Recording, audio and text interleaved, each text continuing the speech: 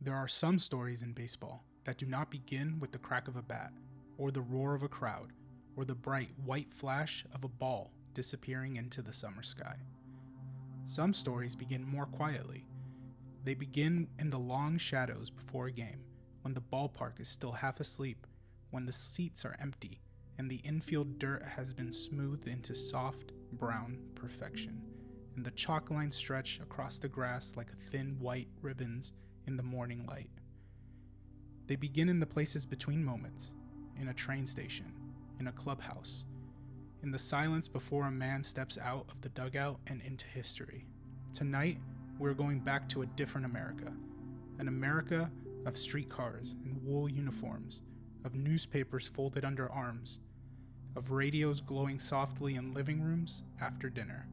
We are going back to Ebbets Field in Brooklyn, where the seats were close to the field, where the fans knew every bounce off the wall, and where baseball felt less like a business and more like a neighborhood conversation that lasted all summer.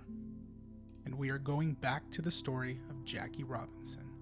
Not only the story of a great ball player, not only the story of a rookie in a Dodgers uniform, but the story of a man who carried more than a bat when he walked to the plate. He carried expectation. He carried anger that he was not allowed to show. He carried the hopes of people he had never met, people who listened by radio in kitchens, barbershops, porches, and crowded apartments, leaning closer whenever his name came through the speaker. He carried the weight of a country that was not ready for him, and the quiet belief of those who knew it had to be. This is not a story with the secret ending. Most of us already know that Jackie Robinson made it. We know his number is retired across baseball. We know the statue, the ceremonies, the tributes, the old film clips of him dancing off third base, the grainy photographs of him standing tall in Brooklyn gray and white. But sometimes we return to stories not because we wonder how they end. We return because we want to feel how they unfolded, slowly, day by day, in spring rain and summer heat, in hostile ballparks and warm Brooklyn afternoons. In the ordinary rhythm of baseball, where even history has to wait through 9 innings. So settle in, let the night get a little quieter.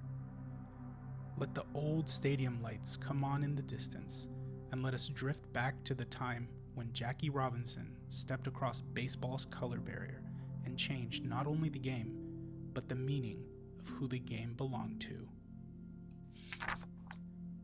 Long before he wore number 42 for the Brooklyn Dodgers, Jackie Robinson was a boy named Jack Roosevelt Robinson, born in Cairo, Georgia in 1919. The world he entered was divided by law, by custom, and by cruelty. The lines were drawn everywhere, in schools, in neighborhoods, in restaurants, in train cars, and the public imagination. There were places where Black Americans could go and places where they could not. There were jobs they were expected to accept and dreams they were expected not to speak too loudly. Baseball, which liked to call itself the national pastime, reflected the nation that created it. White players played in the major leagues, black players played elsewhere. And that elsewhere was not one place, but a whole world of its own. There were black teams, black stars, black ballparks, and black fans. There were road trips that lasted weeks, games played in small towns and big cities, doubleheaders under heavy sun, and night games beneath patched-together lights. The Negro Leagues were full of talent, showmanship, discipline, and grace. Players like Satchel Paige, Josh Gibson, Cool Papa Bell, Buck Leonard, and so many others built careers that deserved the same bright stage as any white star in the major leagues. But the gate stayed closed. For decades, it stayed closed. The major leagues did not have an official rule carved into stone that said black players could not play. It was something quieter and in some ways more stubborn, a gentleman's agreement, a shared refusal, a wall that did not always need to be spoken aloud because everyone in power understood it was there.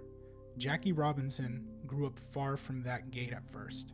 His family moved to Pasadena, California when he was young, and there, under the wide skies of Southern California, Jackie became something rare, even before anyone thought of Brooklyn. He became a remarkable athlete in almost every direction he turned. At John Muir High School and later Pasadena Junior College, he ran, jumped, tackled, shot, hit, and sprinted. At UCLA, he became the school's first athlete to letter in 4 sports: baseball, basketball, football, and track. The detail feels almost impossible now. 1 man, 4 sports. A rhythm of competition that stretched across seasons and fields. And yet, interestingly, baseball was not always considered his best sport. He was dynamic on the football field, brilliant in track, skilled in basketball.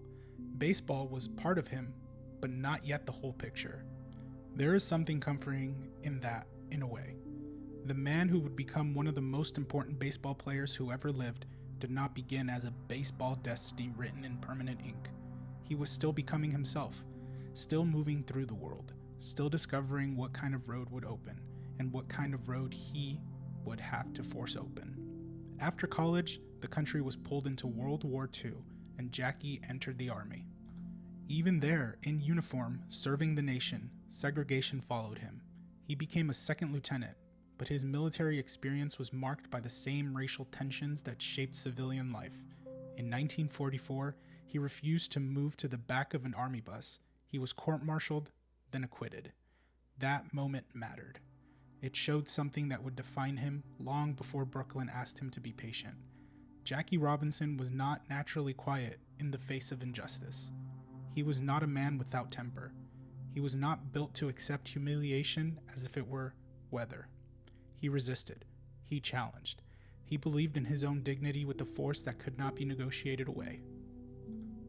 And yet, just a few years later, he would be asked to do something almost unimaginable.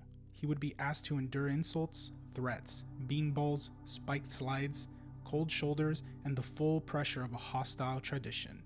And for a time, he would be asked not to strike back. Not because he lacked courage, but because the mission required a different kind of courage. A kind that could look like silence to people who did not understand what it cost. By the 1940s, baseball was everywhere in American life. It was in the morning paper, in the box scores read over coffee. It was in kids throwing rubber balls against brick walls. It was in factory towns and farm towns, in the long arguments between fathers and sons, in radio broadcasts drifting through open windows on warm evenings. Major League Baseball had heroes. It had cathedrals. Yankee Stadium in the Bronx, broad and powerful. Fenway Park in Boston, with its green wall and strange angles. Wrigley Field in Chicago, sunny and old-fashioned. And in Brooklyn, Ebbets Field. Ebbets Field was smaller than some of the grander parks, but it had a personality all its own. It sat in Flatbush, tucked into the fabric of the borough, surrounded by apartment buildings, streets, shops, and the familiar movement of daily life. The Brooklyn Dodgers were not just a team people watched, they were a team people lived with. Brooklyn fans had a reputation for passion that bordered on family argument. They could be loving, impatient, funny, furious, loyal, and deeply involved. They knew their Dodgers as if the roster were part of the neighborhood. They suffered with them, they complained about them, they believed in them again every spring. And during the 1940s, the Dodgers had an executive named Branch Rickey. Rickey was a complicated man, as most important figures are when you look closely. He was deeply religious, strategic, stubborn, inventive, and ambitious. He had helped build the modern farm system. He understood baseball not just as a sport, but as an organization, a machine, a long game of talent and timing. And he believed, for reasons that were moral, competitive, and practical, that the color barrier had to fall. Rickey was not the only person who wanted integration. Black sports writers had pushed it for years. Civil rights advocates had demanded it. Fans had questioned it. The contradiction was plain. Black men could fight in a world war, but could not play in the major leagues? The pressure was building. The world was changing. Slowly, unevenly, painfully, but changing. Rickey began searching for the player who could be the first. That word, first, can sound clean when history is written in hindsight, but first is a hard place to stand. The first man would not simply be judged as himself. Every swing would be taken as evidence. Every error would be used as an argument. Every reaction would be watched. If he failed, people who never wanted integration would say they had been right all along. If he fought back too soon, they would call him unfit. If he played well, some would still refuse to see what was in front of them. Rickey needed more than talent. He needed discipline. He needed intelligence. He needed someone competitive enough to survive, but controlled enough not to give the old system an excuse. In 1945, Jackie Robinson was playing for the Kansas City Monarchs. The Monarchs were a proud and successful team, but life on the road could be exhausting. Players traveled constantly. Lodging and meals were shaped by segregation. Schedules were demanding. Pay could be uncertain. And the talent, though immense, existed behind a wall built by people who pretended not to see it. Rickey arranged to meet Robinson. The meeting has become one of the most famous scenes in baseball history. In Rickey's office, the older executive tested him. He described insults, abuse, slurs, physical intimidation. He wanted to know how Robinson would respond when provoked. Robinson, proud and direct, asked whether Rickey wanted a player who was afraid to fight back. Rickey's answer was the heart of the matter. He wanted a player with guts enough not to fight back. That phrase is often repeated, but it deserves to be slowed down. Guts enough not to fight back. It was not a request for weakness, it was a request for restraint under fire. It was a request for a man to absorb public cruelty without surrendering his private dignity. It was, in some ways, an unfair request.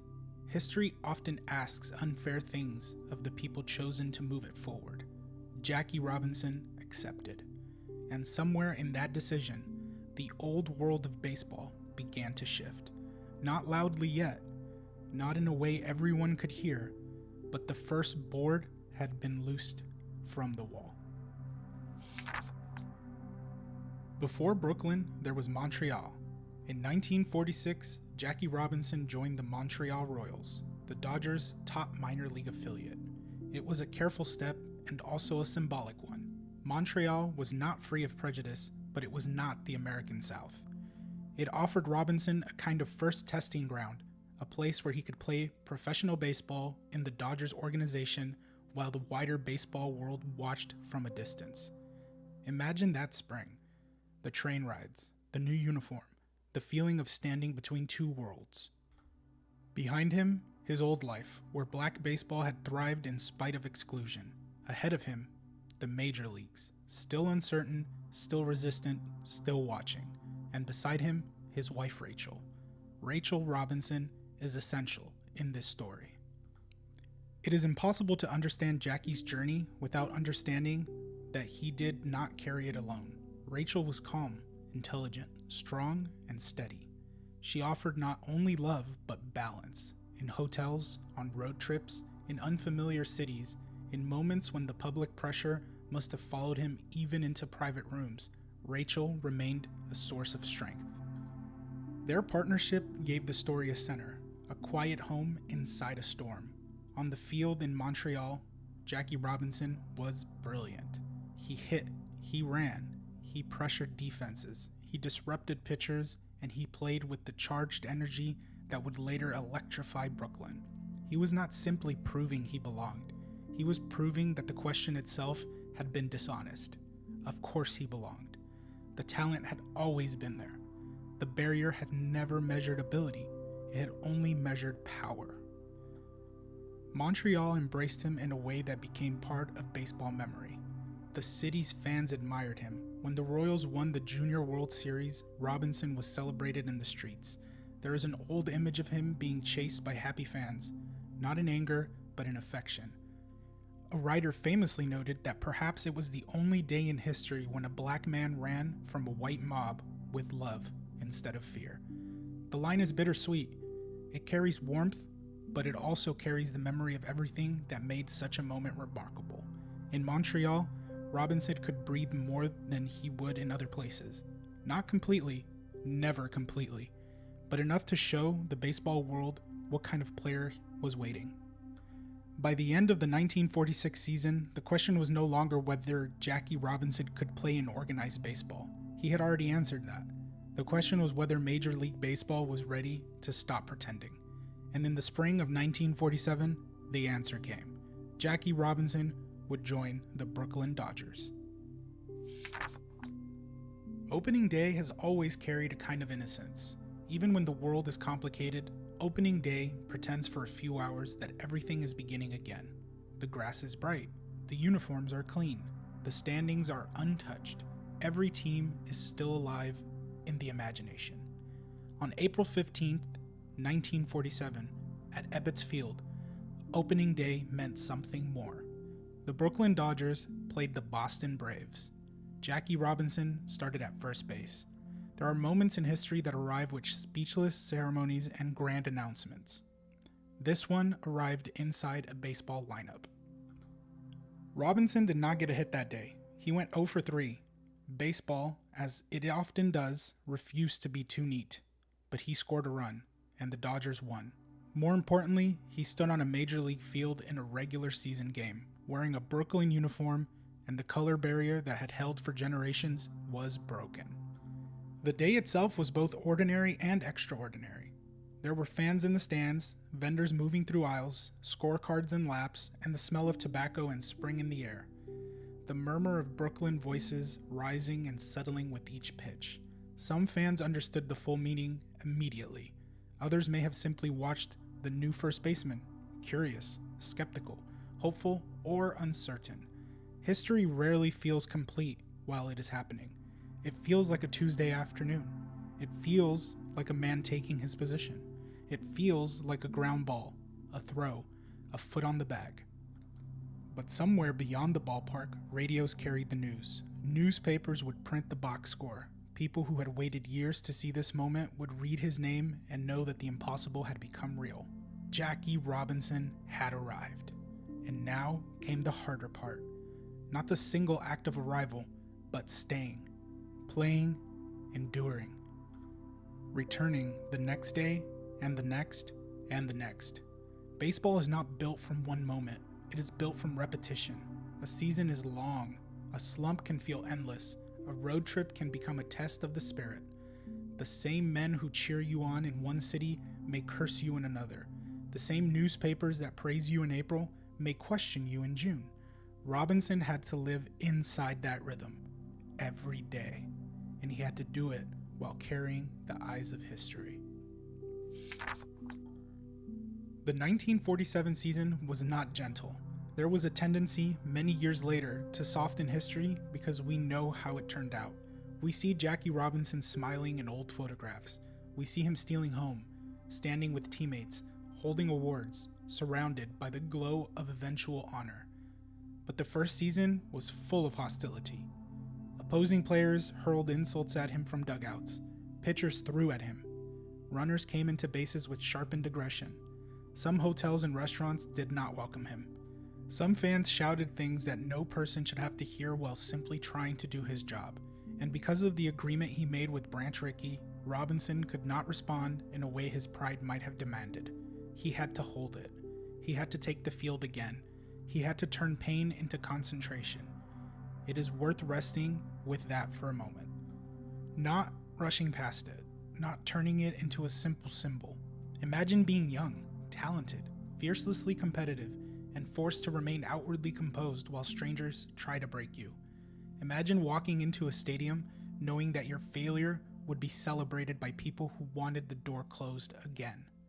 Imagine knowing that you were playing not only for a team, but for generations of players who never received their chance.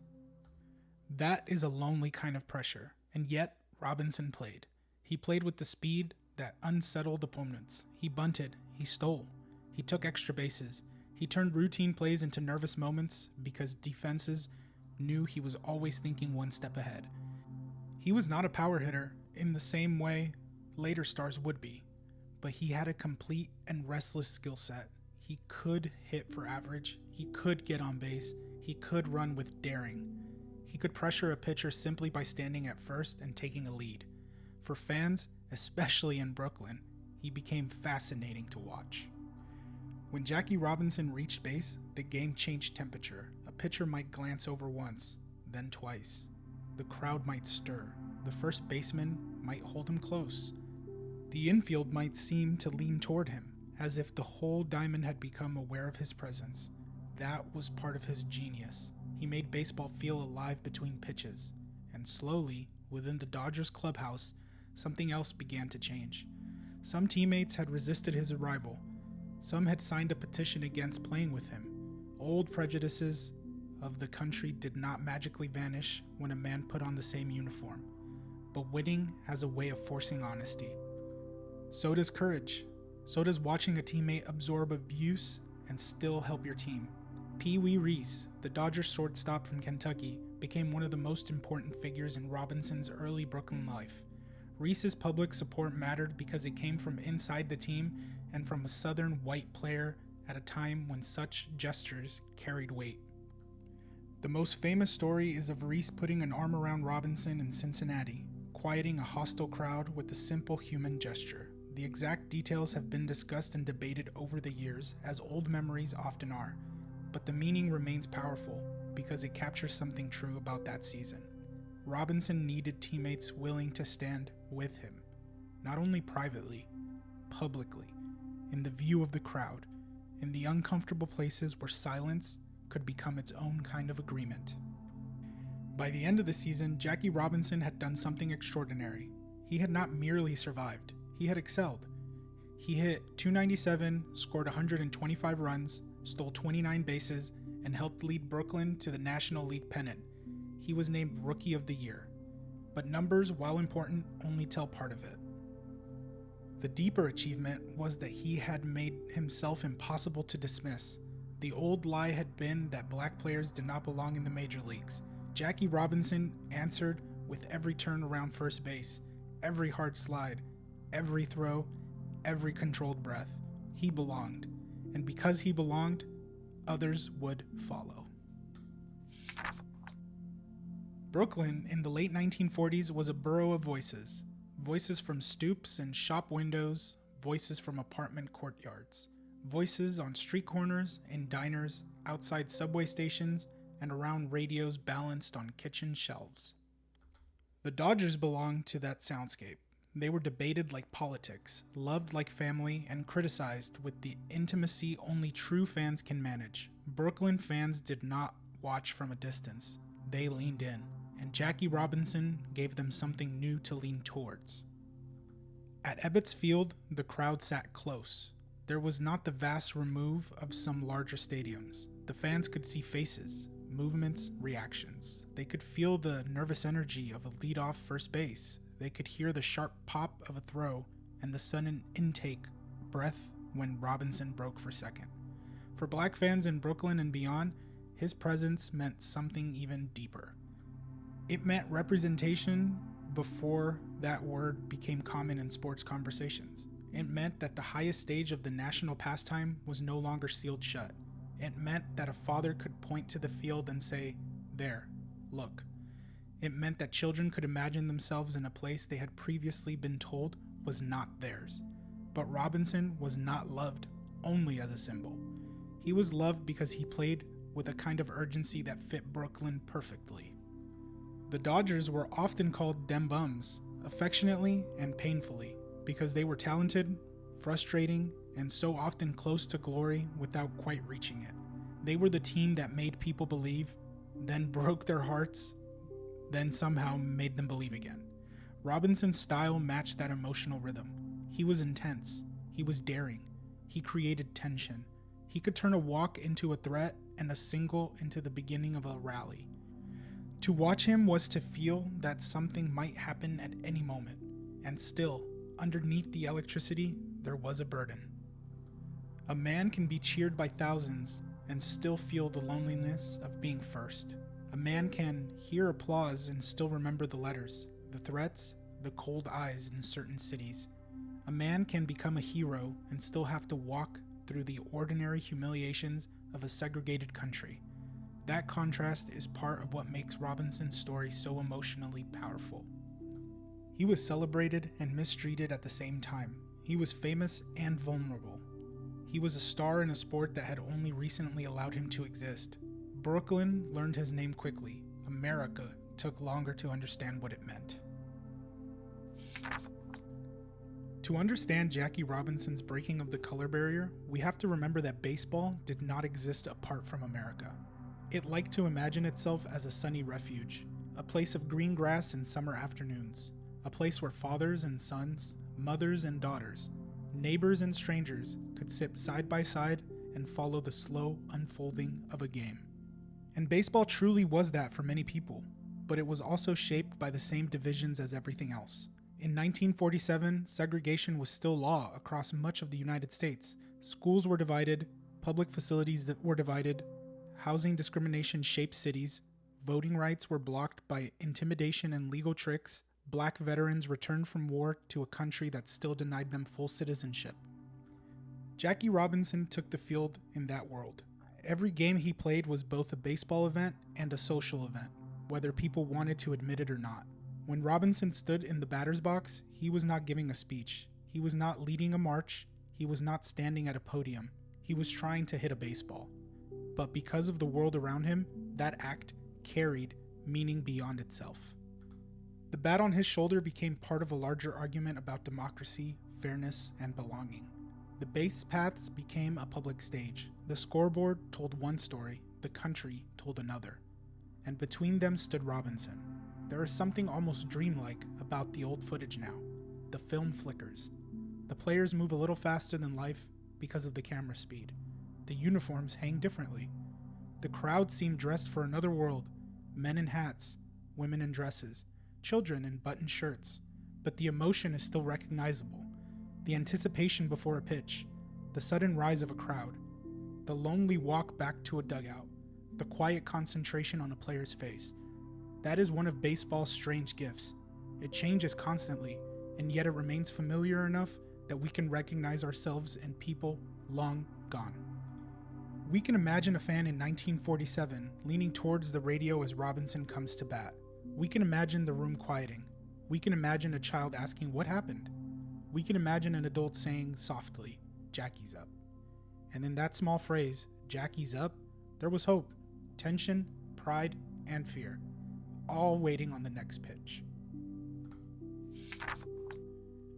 The Dodgers won the National League pennant in 1947, and with it came the World Series against the New York Yankees, Brooklyn against the Bronx, the Dodgers against the empire across the city.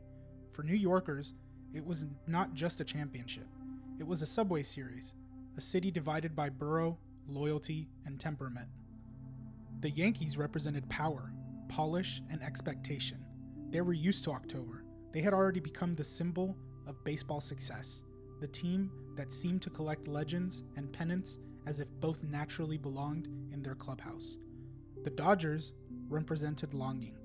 They had character, heartbreak, and the devotion of fans who always believed this might finally be the year. And now, Jackie Robinson was part of that longing. The 1947 World Series stretched 7 games. It gave baseball drama, but not the loud, manufactured drama of modern highlight packages. It gave the slower drama of innings, mistakes, rallies, and tension that gathered gradually like an evening fog. There was Cookie Lavagetto's famous pinch hit double in Game 4, breaking up Bill Bevan's no-hit bid with 2 outs in the 9th inning. Ebbets Field erupted.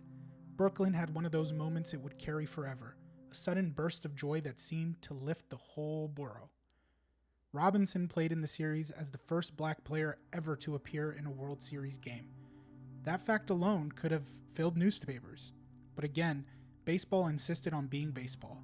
The games had their own stubborn rhythm. Robinson had hits, runs, chances, frustrations. He was part of the contest, not above it. History moved through the box scores and at-bats. The Yankees won the series in 7 games. Brooklyn fell short. For Dodgers fans, it was familiar heartbreak with a new shape. They had come close enough to dream, close enough to see the Yankees across the field and imagine the ending differently. But even in defeat, something had changed. Jackie Robinson had played an entire major league season. He had played in the World Series. He had stood on the field in October under the brightest lights baseball had to offer, and the game had continued. The sky had not fallen. The old arguments had grown weaker, and in the seasons that followed, the door would be open wider. Not wide enough, not quickly enough, but wider. A barrier is often remembered through the person who breaks it. That is natural. Jackie Robinson was first, and first carries a permanent light. But the breaking of baseball's color barrier was not the work of one man alone, nor did it end with one man's arrival. Larry Doby joined the Cleveland Indians in 1947, becoming the first black player in the American League.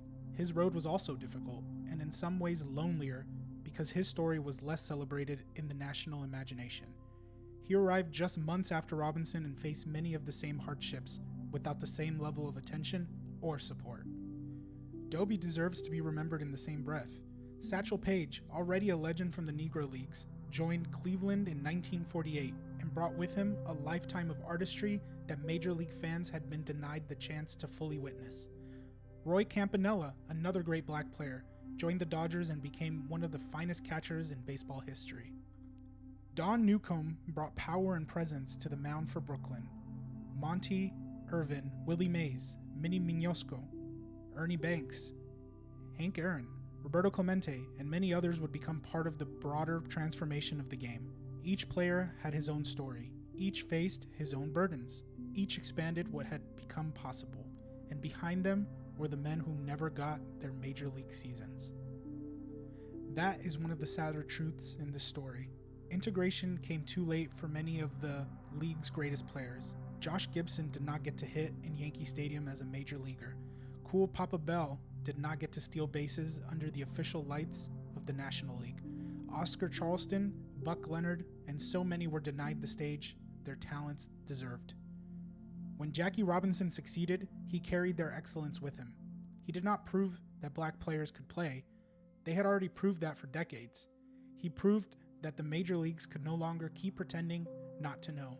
The cost, however, was heavy. As black stars entered Major League Baseball, the Negro Leagues began to decline. Their talent pipeline was absorbed, their fan base shifted, and their economic foundation weakened. Integration was necessary and overdue, but it also marked the fading of a vibrant black professional baseball institution that had sustained communities' careers and pride. History is rarely clean. Progress can be both beautiful and sorrowful. A door opens and something else is lost in the wind behind it.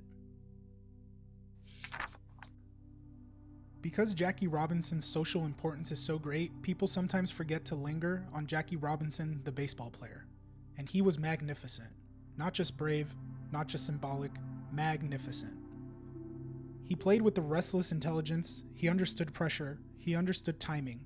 He knew when to take an extra base, when to draw a throw, when to disrupt a pitcher's rhythm, when to bring the crowd into the game simply by threatening movement. He was not the biggest man on the field. He was not the most graceful in the quiet way some athletes are graceful. His grace was active, charged, almost argumentative. He played as if the game were a conversation he intended to control. In 1949, Robinson had one of his finest seasons. He hit .342, drove in 124 runs, stole 37 bases, and won the National League Most Valuable Player award.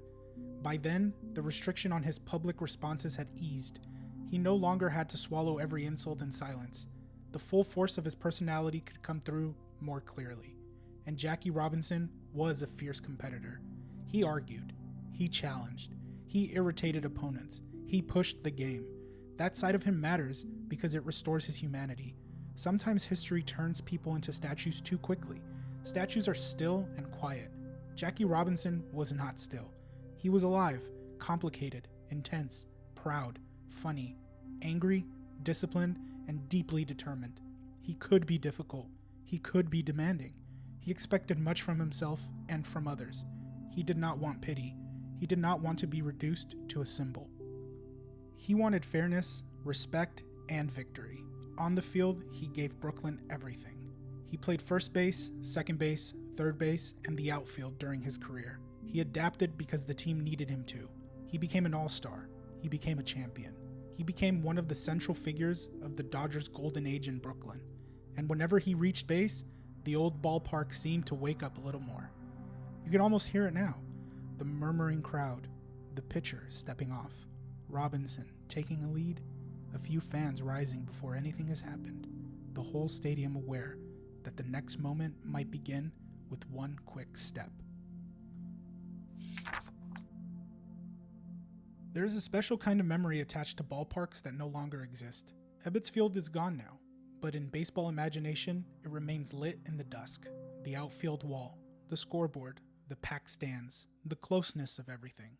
The Dodgers running out onto the field while Brooklyn leans forward. For fans who loved that team, Ebbets Field was not simply a place. It was a container of summers. It held first games, last games, childhood afternoons, arguments with neighbors, scorecards saved in drawers, and the familiar ache of almost winning. Jackie Robinson's Brooklyn years are inseparable from that place. He became a star there. He endured there. He heard cheers there that must have felt different from any cheers on the road. At Ebbets Field, he was not safe from pressure, but he was home in the baseball sense. He belonged to a team, a borough, a fan culture that wrapped itself around players with overwhelming intensity. Night games at Ebbets Field must have had a particular atmosphere. The lights glowing above the neighborhood, the city settling into evening, the field bright against the darkening sky. Fans arriving after work, still carrying the dust and noise of that day. The smell of hot dogs, cigar smoke, grass and summer air. A radio broadcaster's voice traveling beyond the stadium into apartments where families followed along without seeing a single pitch. Baseball on the radio was intimate. It allowed imagination to do some of the work. A ground ball became a sound, then a description, then a picture in the mind. A stolen base became rising noise, a pause, and then the announcer's confirmation. For many fans, Jackie Robinson first existed as a name in the air. Robinson takes the lead. The pitcher checks him. There he goes. In those moments, listeners could see him without seeing him. They could imagine the flash of movement, the slide, the dust, the umpire's call, and maybe, for a while, the world outside the radio grew quiet. To be first is to be remembered, but to live as first is something else. It means there is no map, no previous example to study, no one who can say, I know exactly how this feels because I have done it before. Jackie Robinson had support, yes. He had Rachel, he had Branch Rickey, he had black journalists and fans who understood the stakes. He had some teammates who stood behind him. But in the most direct sense, when he stepped into the batter's box, he stood alone. The insults came to him. The pitches came to him. The judgment came to him, and he had to answer in real time. One of the quiet tragedies of Robinson's story is that his life after baseball was shaped by the strain of those years. He retired after the 1956 season, still a relatively young man. His body had taken punishment. His health would later decline. The stress he carried was not imaginary. It had weight. That is why it is important not to make his courage sound effortless. It was not effortless. Courage rarely is. Courage is not the absence of pain. It is continuing while pain is present. It is walking to the plate again after the last at-bat hurt. It is returning to the hotel, waking the next morning, and putting on the uniform again. It is hearing hatred and refusing to let hatred decide your shape. Robinson's restraint in those early years was not natural passivity. It was chosen discipline. It was a strategy. It was sacrifice. And when the time came, he used his voice. After baseball, Robinson became active in business, politics, and civil rights. He wrote, spoke, challenged, criticized, and pushed. He did not retire into a comfortable silence. He remained engaged with the unfinished work of American equality. The man who had once asked not to fight back had never stopped believing in fighting for what was right. He had simply learned that there were many ways to fight, sometimes with words, sometimes with protest, sometimes with a stolen base, sometimes with silence, held so tightly it becomes louder than shouting. For years, the Dodgers chased the Yankees and came away disappointed. 1947, 1948, 1949, 1950. Again and again, Brooklyn reached October only to find the Yankees waiting. For Dodgers fans, the rivalry became almost mythic. The Yankees were the mountain, the Dodgers were the climbers who could see the summit but not quite stand on it. Then came 1955.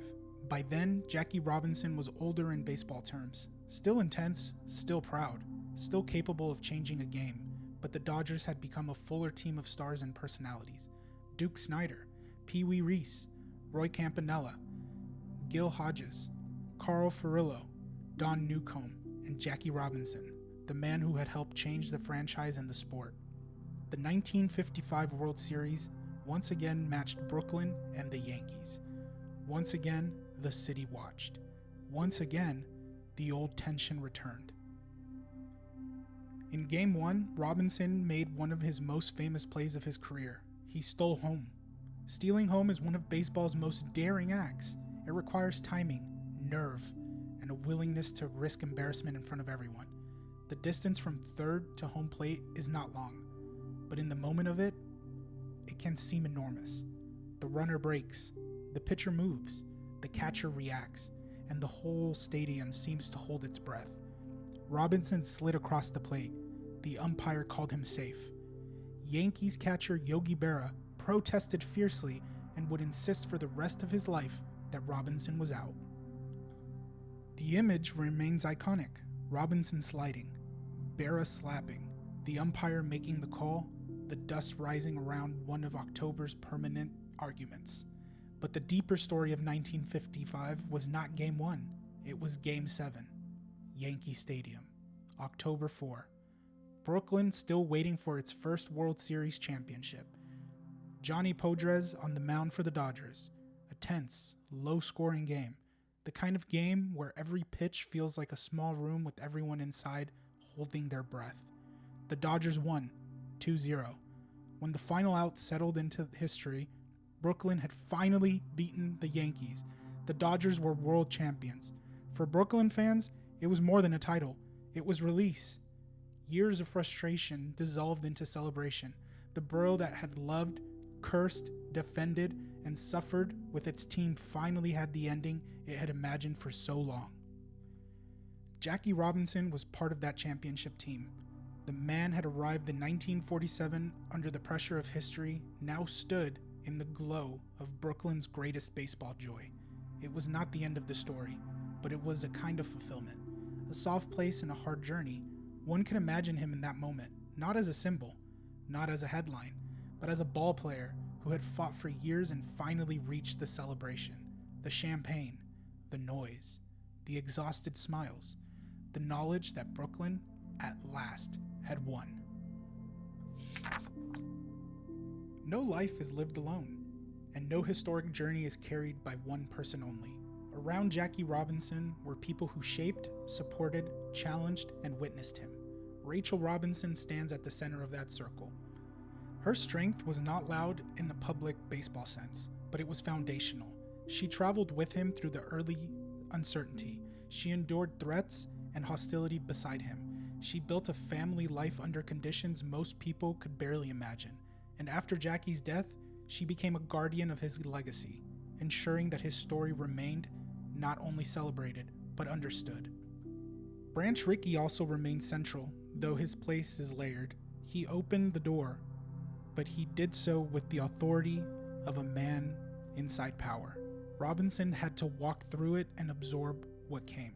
Their partnership changed baseball, even if it was not simple or equal in burden. Pee Wee Reese became a symbol of teammate support. Roy Campanella and Don Newcomb shared the experience of being black stars in Brooklyn, each with his own pressures and triumphs. Wendell Smith, the black sports writer, played a vital role as well. He had advocated for integration, helped connect Robinson with the Dodgers, and covered the story with an understanding that many white writers could not fully bring to it. Smith's role reminds us that journalism, advocacy, and persistence helped create the conditions for change. Then there were the fans. The black fans who saw it in Robinson a breakthrough. The Brooklyn fans who came to love him as their own.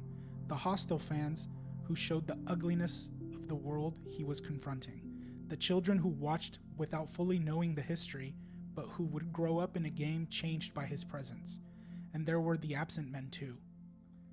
The Negro League players who should have had their chance. They are a part of the circle by memory. Whenever we tell Robinson's story, their shadows are nearby. Not dark shadows, but dignified ones. Men in old uniforms, boarding buses, playing doubleheaders, smiling for team photographs, building a baseball world that deserved better from the country around it. Jackie Robinson's story honors them, but it cannot replace what they were denied. That is part of the ache inside the beauty. Crowds are complicated things. A crowd can lift a player. A crowd can wound him. A crowd can become a single voice, even when it's made of thousands of different hearts. For Jackie Robinson, crowds were never neutral in the beginning. There were cheers that carried love. There were boos that carried resentment. There were insults meant to pierce concentration. There were silences that carried their own meaning. But over time, the sound changed. Not everywhere, not completely, but enough. In Brooklyn, cheers for Robinson became part of the summer music. The fans learned his rhythms. They knew when he might bunt. They knew when he might run. They knew how his presence on base changed the inning. Opposing parks changed more slowly. Some never fully welcomed him, but talent has a long way of forcing witness. Even those who came to cheer had to watch. Even those who hated what he represented had to see him take the extra base, make the play, score the run. That is not to say athletic excellence cures prejudice. It does not. But it can expose the absurdity of exclusion. It can make denial harder. A man who helps win pennants cannot be honestly described as unfit for the league. A man who wins Rookie of the Year, then Most Valuable Player, cannot be dismissed as an experiment. A man who becomes central to one of baseball's most beloved teams cannot be kept outside the story. The crowd had to make room for him, and by making room for him, baseball made room for others. Over time, Jackie Robinson became more than a player. He became a national symbol. His number, 42, became sacred in baseball. Every April 15th, players across the league wear it in his honor. Children learn his name in school. Fans stand for ceremonies. Clips play on stadium screens. Broadcasters speak about courage, dignity, and change. These rituals matter. They keep memory alive. But they can also make a story feel smoother than it was. The real Jackie Robinson was not a simple statue of patience. He was a man of fire, a man who hated injustice, a man who wanted to answer back. A man who competed fiercely and did not enjoy being told to accept less than he deserved. Remembering that makes the story stronger, not weaker, because then his restraint becomes more meaningful, his success becomes more human, his anger becomes righteous rather than inconvenient. The myth of Jackie Robinson sometimes says that he endured because he was naturally calm. The truth is more powerful. He endured because he chose to. He endured because the stakes were larger than one insult, one game, or one season. He endured because he understood the door behind him. And once the door was open, he did not spend the rest of his life pretending the room was fair. He kept pushing. That is the Fuller legacy. Not just entry, transformation. Not just silence, voice. Not just baseball, citizenship. When Jackie Robinson broke baseball's color barrier, Major League Baseball changed. Slowly at first, then more visibly. The talent pool expanded. The style of play evolved. Stars emerged who would shape the next generations of the sport. The National League, which integrated more quickly and fully than the American League in those early years, benefited from an influx of extraordinary players. But the meaning went beyond wins and statistics. Baseball had not been one of America's mirrors. For decades, that mirror had reflected exclusion. Robinson cracked it. The game could no longer pretend to represent the nation while barring so much of the nation's talent. His success helped prepare the public imagination for broader civil rights struggles, though it did not replace them. Sports alone did not end segregation. A stolen base did not change voting laws. A pennant race did not desegregate schools, but symbols matter in public life. Visibility matters. Repeated images matter. A black man in a Dodgers uniform cheered by white fans in Brooklyn competing against white players, appearing in newspapers and newsreels, winning awards and championships, all that mattered. It made a certain kind of equality visible before it was legal in many places. It gave people something to point to. It made contradiction harder to defend, and it gave courage to others. Not because everyone who watched Robinson became enlightened. They did not. But because change often works through accumulation. One image, one argument, one child watching, one teammate reconsidering, one fan changing his mind, one door opening for the next player, and then another, and then another. Number 42 is one of the most recognizable numbers in sports. It belongs to Jackie Robinson in a way that feels almost beyond ownership. When baseball retired it across all major league teams in 1997, it created a rare kind of tribute. No player on any team would wear it again, except those who had already been wearing it at the time. Mariano Rivera of the Yankees became the last player to wear 42 regularly, carrying the number with grace until his retirement. Now, each Jackie Robinson Day, the number returns everywhere at once. Every player wearing 42. Every uniform connected for a day by one memory. It is a beautiful sight, but also a reminder that numbers can become vessels. A number can hold a story. A number can hold pain. A number can hold gratitude. A number can ask whether the honoring is deep enough, whether the lessons are still being lived, whether the game continues to make room for those standing at the edge of opportunity. Jackie Robinson's legacy is not only something baseball owns, it is something baseball must answer to. Every generation gets to ask what barriers still exist, who is still being overlooked, and what kind of courage is required now. The old color barrier fell in 1947, but fairness is not a single completed event. It is a practice, a responsibility, a season that begins again and again. Let us return for a little while to Ebbets Field. Not the real one, because it is gone, but the one that remains in memory. A summer evening in Brooklyn, the sky fading from blue to violet, the lights humming awake, fans filling the seats, voices overlapping until they become one warm, restless sound. The Dodgers in white, the visiting team in gray, the infield smooth, the outfield grass deep and soft under the lights. Jackie Robinson steps from the dugout. Maybe he is walking to the plate. Maybe he is jogging out to second base. Maybe he is standing on first, taking that familiar lead, measuring the pitcher, bending slightly at the knees, alive to every possibility.